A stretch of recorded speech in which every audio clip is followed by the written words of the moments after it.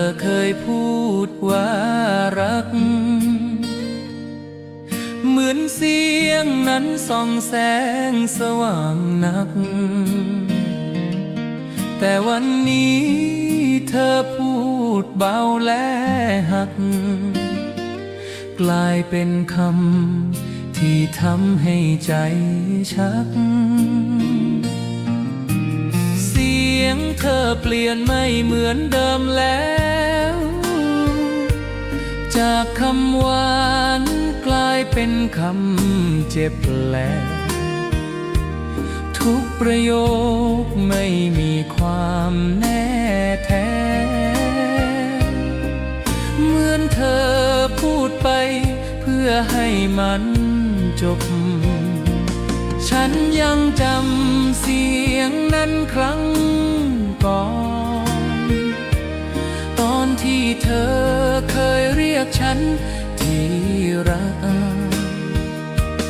แต่ทุกคำตอนนี้ดูไม่หนักฟังเหมือนเธอไม่มีใจสักนิด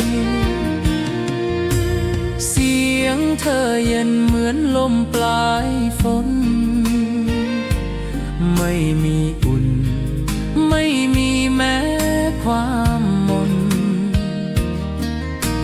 เสียงเธอเหมือนคนแปลกหน้าปนที่ไม่ได้มาจากใจที่สนฟ้าทุกครั้งที่เธอพูดกับฉันเงียบฟังใจมันก็สั่นรู้ว่ารักเริ่มหล่นจากกันแต่ยังหวัง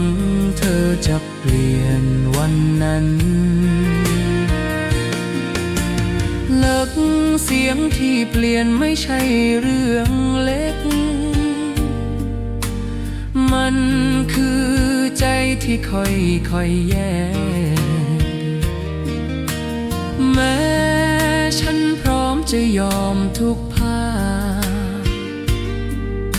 แต่เสียงเธอบอกว่าไม่รักแล้วถ้าจะจบก็ขอให้ตรงพูดด้วยใจไม่ต้องพูดลง